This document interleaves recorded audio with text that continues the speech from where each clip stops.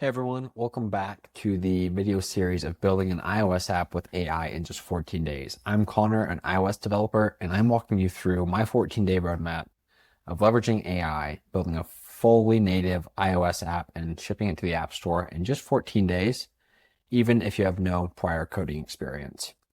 In today's video, we are building the first feature of our app, Whisper. And if you're new here, Whisper is a voice-first mental health journaling app that we are building fully with AI. We're going to have voice journaling, smart mood tracking, and streak and motivation. Inside this app is our MVP, or minimum viable product. Yesterday, we spent time building out the core architecture of the app.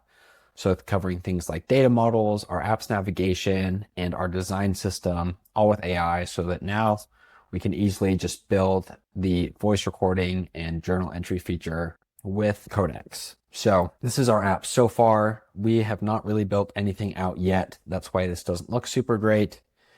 We just got the kind of bare bones here. So we have our tab navigation, our 3 separate screens, and our design system in place with our test button based on the designs that we created with ChatGPT. So let's get into building today's feature, which is the journal feature. I gave ChatGPT our one pager of what the app is, and I just asked it to write me a prompt. So can you write a highly detailed prompt for codecs to create the first feature?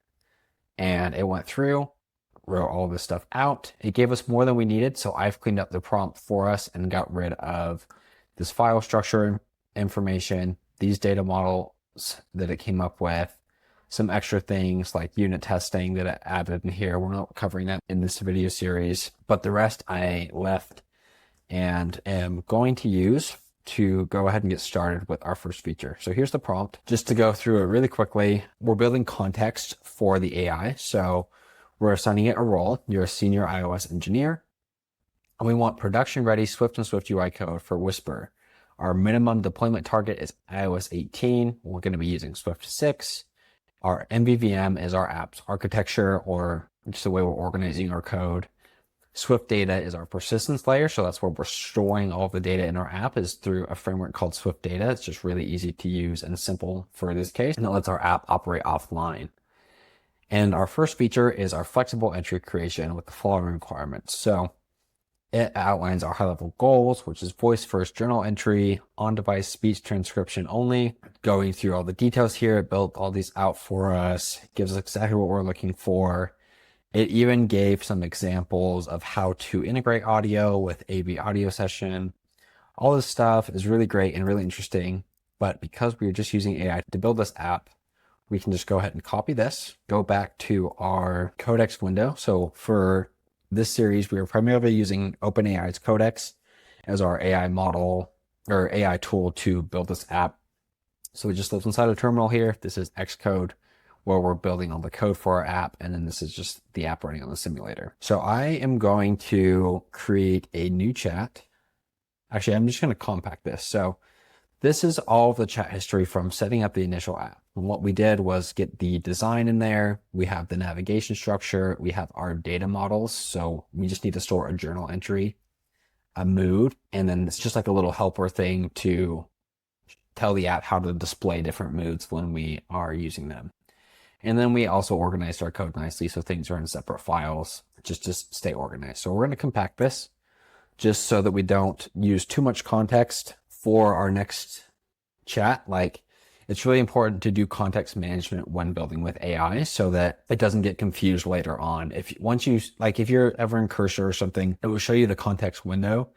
And when your usage is like 30, 40, 50%, anything above that, it's going to really start to get confused and not remember the initial instructions as well. And so it's good to compact or start a new chat for better results. So now that we've compacted that, so it has all the context of how our app is structured, so we don't have to re-explain that. I'm just going to paste in that prompt. And then I'm going to say, this is a plan to implement our first feature. I want you to ask me questions before you start coding to fill any knowledge or preference understanding gaps. So this way, it's going to read all that, so we really don't have to. And it's going to ask us a bunch of questions of how we want to approach this feature implementation. So first question is architecture scope. Do you want the audio transcription services written for production now, or is a protocol-based mock enough with to do? So we want it written now. Let's see, I want the full feature now. Are we using a shared model container that already exists in the app, or should I configure it from scratch? We have our Swift data models already set up, configured. I am not sure if Swift data's container is ready to go yet. Honestly, I am not sure. So the way Swift data works without getting too far into it is you have to set up a container for the store. You can use a shared container for an app this small. It's just asking if that container is ready to go and use. And I don't remember I don't actually know if AI did this. You should know these things. You should be spending the time to go through these things to be familiar with how the app is being built, and you don't have code experience, I highly recommend going through and asking it to explain the changes that it's making and let it know you're a beginner and ask it to teach you what it's doing as it's adding new features. Because the more understanding you have of your code base as you're learning, the better of a tool AI is going to be for you. So even if you don't know how to code, you should start learning as you're building, because it's going to level up your skill and your ability to build and your speed. I also believe the best way to learn is just as you're building the app, and with AI now, that's easier than it ever has been. Okay, the third question, design system. Should I hook the new UI into the existing styles, typography? Yes. Yes, I want you to use our existing design system. That is the point of why we set up this design system. So if you need a refresher, the design system is this file here. And it is just declaring what our font styles are, what our colors look like. This is a button style that we have, so we can just reuse it without having to retype all of this code everywhere through our app. The other really important part about this is it helps the AI be consistent. So if it's building a whole new screen and we sit and it has an understanding of how the UI is going to work and be structured, it's just going to go back and reference this so it knows exactly what colors to use, what text to use, what fonts, and all those different things. So that is the value of having a design system, and that's what it's referring to here. So we want to use our existing design system.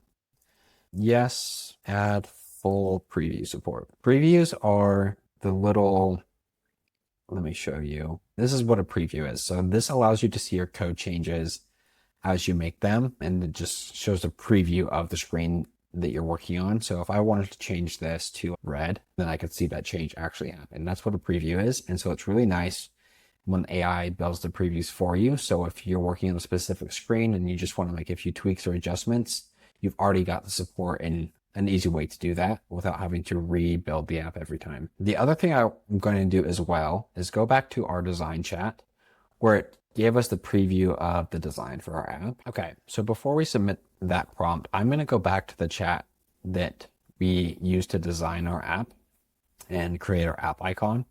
This is the mockup that it created. So I just want it to explain in detail the journal screen of this app, or the first/main tab, because if it's going to provide a detailed explanation of how this should look, and I'm going to give that to Codex, our assistant, so it knows how we expect this to look. Actually, you know what? I would rather just focus on the design of that screen in detail. So I don't actually want to know about the whole screen. It should have been more descriptive in that original prompt. I want it to just explain in detail the design of that screen. So once it's done responding to that, just scan through, make sure this all looks or sounds right. For the most part, it does. And it just covered design things, right? So it's going to go into details about the font, the layout. We've got different states. We've got motion, micro interactions, accessibility, copy. Okay. So I am going to copy all of this. Here are details on the design of feature, and just paste that right. So I'm going to send that off to Codex, and it's going to start work on our first recording feature. So when you're doing something like voice recording, or you have camera access, or you're accessing like a device level component, you have to edit the permissions of the app. So the app is aware of what permissions are needed to run the app. And then you have to ask for permission from the user for something like the microphone or the camera. If you don't do this, your app will crash if they try and access that feature. So if I built the record button and I didn't have any configuration saying I need permission from the user for their microphone. And I had it all hooked up. The code was all there for it to work. And I hit record and the app tried to access the microphone. The app will just crash because I don't have the right permissions there. So it should instruct us that we need to go and do that. And I'll show you exactly how. So this is one of those times AI will get you 90% of the way there. It can build the full feature, but it can't go in necessarily, at least last I checked, and edit that file that we need to edit for permissions. But it's really easy for us to do. And that's why it's nice to have AI help you write your prompt as well, is because it will usually think of things like this. Then we can just go in and do it. We can ask exactly how, even if you can even literally give a screenshot of this and that, how do I do that? I'm new to this. And it will walk you through step by step on how to do that. Okay, so now that Codex is done building out our feature, like I said, the next steps is it gave us exactly what we needed to do in order to hook up the voice recording features. So the two permissions we need are microphone usage description and speech recognition usage description. Let's see. So the new permission prompt show the intended copy. Okay. So the way that these permissions work, microphone usage description, you go click on the app at the top level, and then you want to tap on info, hit plus, and then you do, I think it's actually under privacy, microphone usage description. So that's one of the permissions. And then you have to put a value here, which is what I asked for. So I'm just going to copy this, put that in there. Privacy, speech recognition. That's what it is. And then just copy this. Make sure there wasn't an extra space in there. Perfect. So that's like what shows in the prompt when you ask for the permissions from the user. So they'll download the app, we'll ask them for microphone permission, and then it will say whisper, record short voice notes to transcribe them on your device or something. Yeah, your device. So that's how that works. Like I said, if we don't have these, our app will crash if we try and access those permissions. And then let's run this and see if it runs. So it looks like this one is mostly just missing combine. So if there's an error in Xcode and it's got this little dot, you can just hit apply and it will usually do the fix. That one, it did not work how we wanted it to. So what I'll do is I'll take a screenshot of this, Shift Command 4, and then copy this, save to clipboard, terminal, Control V. Yeah, Control V to paste an image in Codex. And then let's fix these errors. So now it's going to go ahead and fix those errors for us. So I was able to just read those and perform some fixes. Now let's try again and see if this will run. Let's see. Call to main actor isolated instance. That is not right. So just one more error to fix. Go ahead and copy this, bring it back to Codex, Control V. Let's fix this. Actually, yeah, let's just have it fix that. What I was going to do is potentially suggest a better way to do this, just because like looking at this code, I'm not really sure why we have some Objective-C functions in here. I'm not super familiar with AV Foundation, which is the framework that you use for audio for our purposes anyway. And so I'm not going to try and fix this manually, especially for the purpose of this video where we want AI to be able to do most of what's going on. We're going to see if it can get this error for us. If not, we'll go into debugging mode and try and figure out how to fix it from there. So in this case, it just deleted the code, which is funny, but it at least provided an explanation for us. So it says the timer is already invalidated whenever playback stops or restarts. So cleanup remains safe without the explicit deinitializer call. The project should now compile without that error. Okay, yeah. So we shouldn't need this, because that's already happening manually. That's what that just said. And then we do have a bunch of warnings, which I will have it fixed, but I want to see it build first. So our app did build. So new entry, tap to record, allow. See, this is the permissions. And this is the text that we just did. So Whisper transcribes your voice on device for private journaling. So I want to allow. Same thing with the microphone. This is a test journal entry. Okay, I did pick up the voice. So I don't know if you can hear that, but it did play actually the audio test journal entry that I entered. We don't have the transcription built yet, it looks like, but we do have the recording. So I'm gonna go ahead and save and dismiss that. If you'll notice, it used our design system. So this is the exact colors and font that we wanted and had designed with AI already. And so just for my sanity, because we have a lot of depreciated stuff in here, I'm going to let's get to fix these warnings. Please fix these warnings. So a depreciation is like when Apple updates the API for something and replaces it with something new or better or gets rid of the old one. which is what this error is. So there's a newer way to deal with session permissions, and we need to make sure that we're using that. Typically, you'll avoid stuff like this when you tell the minimum deployment target is iOS 18, so it won't use iOS 17 APIs, but it's not always the case. So we're gonna let it fix these warnings, and then we'll go through and actually make sure the app UI is right. Because if you notice, this is just a demo, and it has this pop up. We want this to actually function as we designed. So it made those changes for us, even though they were just warnings, they weren't errors. It did give us some new errors. And so I am going to basically just screenshot this and ask it to fix. So let's see, this audio recorder file will not compile. I need you to fix this. So this is the tricky parts of vibe coding that I think you don't see often, is where our project is not building right now, and you probably have no idea why. I certainly don't know why, because I didn't review all of the code that it wrote. And so there's lots of back and forth with solving these errors.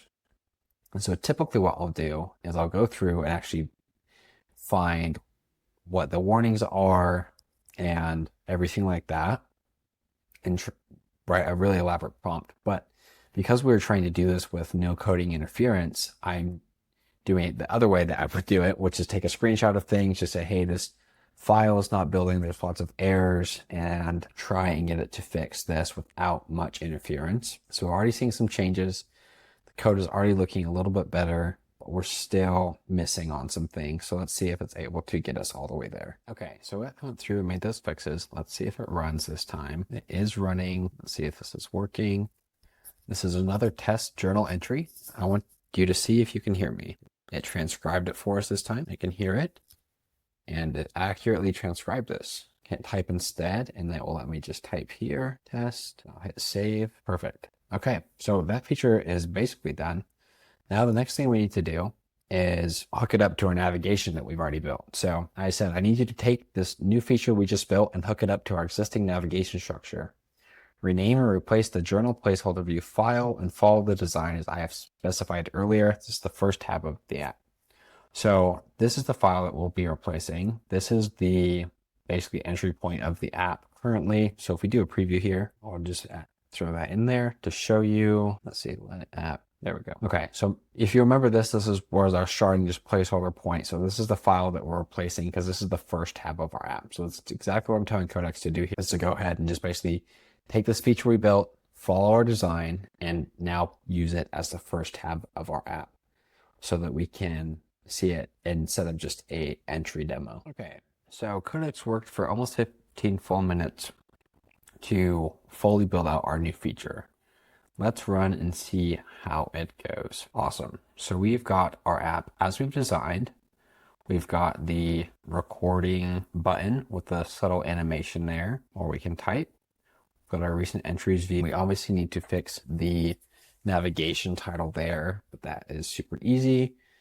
Let's see if we can record. Push again. This is a test recording of a journal entry. Transcribes it for us. Got the whole thing. Save entry. Has our little streak modal, which we'll adjust later. We can see our recent entries. We can go here for detail. We haven't designed this yet, but we have got our main feature built out. There's no audio. Go and fix that. But there we go. We have fully functioning voice recording feature where we can save journal entries in our app. And it's also counting them for our paywall in the future.